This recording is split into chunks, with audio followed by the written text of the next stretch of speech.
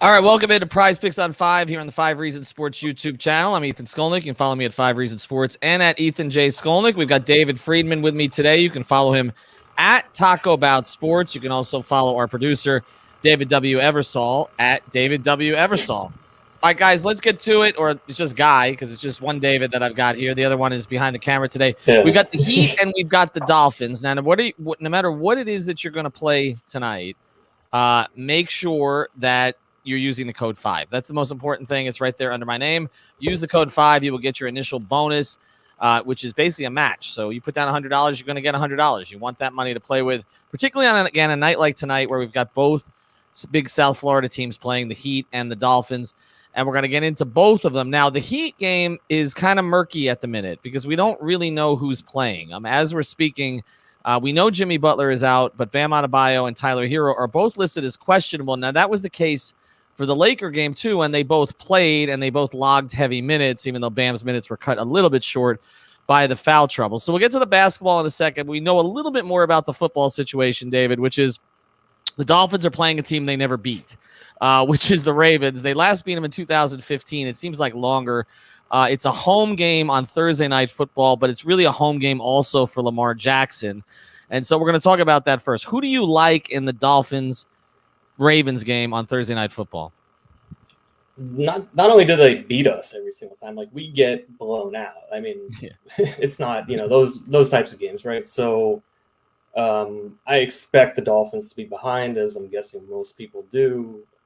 I almost could go any receiver here, but I'm going Gaskin on receptions over 3.5. Mm-hmm. When they fall behind, and I go back more to like the Tampa game specifically, they fall behind and they end up getting him the ball a lot in that way instead of the running the ball. So I think that's a lock right there for me.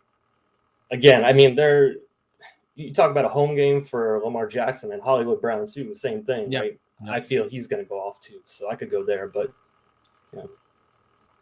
Yeah, I'm with you in the idea of going over on catches for some of the Dolphins receivers and running backs. I do think that Jalen Waddle to me is an even better play, than Gaskin might be. The reason I like Waddle tonight again is, they have to justify some of what they've done in the past two off seasons.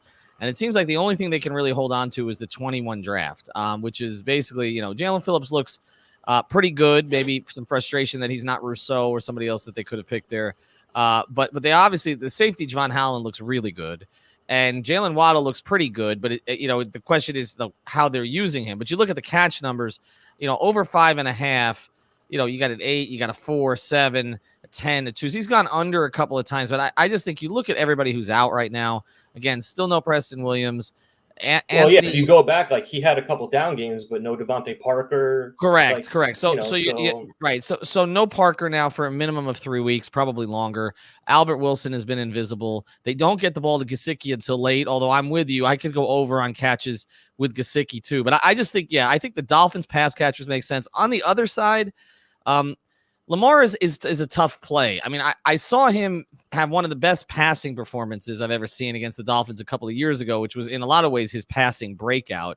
But I don't know if I want to go over 232.5 because I have a feeling that they're going to be ahead. So it's kind of questionable. If I was going to go in any direction with him, I don't think I would do the rushing either because that's 62.5. But I did look at going over for him on touchdowns. I forgot what the exact number was, but it's 2.5 touchdowns. I feel like that is a number that he's going to hit tonight. Touchdowns make sense. They're going to score touchdowns. I think also the running, like you said, I think the reason also he might not go over is like, why risk him running the ball against the Dolphins? Why let him get killed against Miami? Right. I'm with you. We know the Dolphins have struggled with running quarterbacks in the past, but yes, I'm with you on that. Now, I did like the completions number. I think it's 18.5. And I feel like we could be looking at like a 21 for 30 game, something along those lines. Very efficient. I don't think like he smashes through it, but 18.5 is not a lot, David. Like I feel like that's very attainable for him. It's not a lot. And to be honest with you, like once they put a quarterback on the board for the Dolphins, I might go completions there too, based on the fact that I'm willing to go receptions on almost every receiver, right? So, yep. I'm with you. I think Lamar ends up smashing through that. Let's pivot real quick to the Heat now. We don't know who's playing, like I said, but we do know that Kyle Lowry will be in the lineup. And he even talked last night about how he's in a slump like Duncan Robinson. I looked at both Duncan and Lowry for 3-pointers. Duncan is at 3 3-pointers. Kyle is at 2.5. The 3 with Duncan makes me nervous. I still think the attempts are going to be there. I see it went with 3 in the last game. He's jacking up a ton of them. So you figure at some point he's going to crash through it. But I just think Lowry is going to understand tonight what needs to be done. They don't have Jimmy. Again, we don't know if Hero and Bam are going to be limited. I just feel like Kyle is going to take more shots tonight. I would push him over the 2.5. I'd probably be a little more inclined with that than Duncan over 3.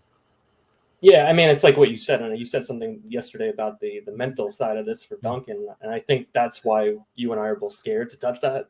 Right. You know, right. If it wasn't like we thought he's in a mental slump more than anything, like he can break out. But yeah, look, I'm going, as you see it, PJ Tucker over 19 fantasy points. It's more so based on the idea of, like, we saw what he does without Jimmy in the lineup. He pulled down 10 plus boards last night. I mean, I think that's where I'm going to get the majority of those points is on rebounds. And it's not like the Lakers the Clippers are a great rebounding team. Both teams are, I saw they're averaging like the same defensive points given up. It's like 102.3 a game. So, like, expect a lot of rebounds to be available tonight too.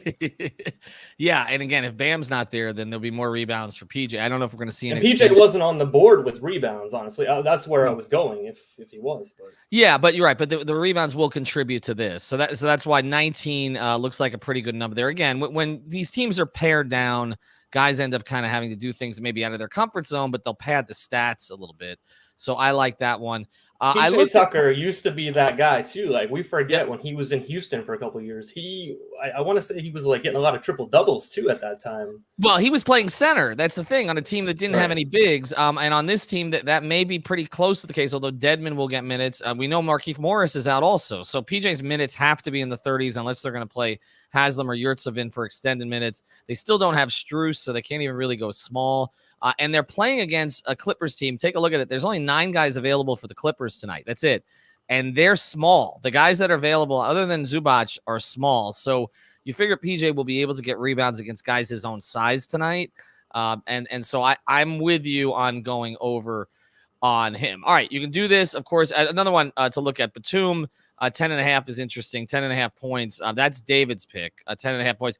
We know that the Heat liked Nick Batum this offseason. Anybody that the Heat have liked has gone off on them.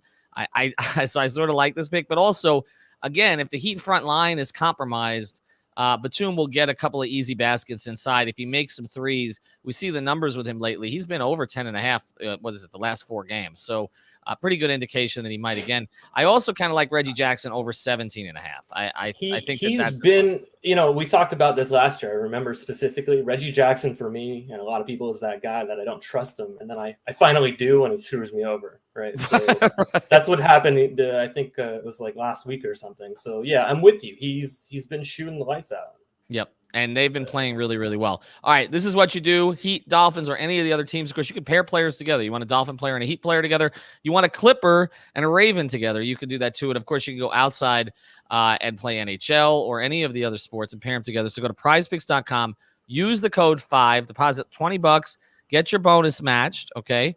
Or get your deposit matched as a bonus, and then you can play the power play if you want to go all in, the flex play if you want to go half win, 2, 3, 4, 5 players. Lots you can do on PrizePicks.com. Use the code 5. Thanks, David.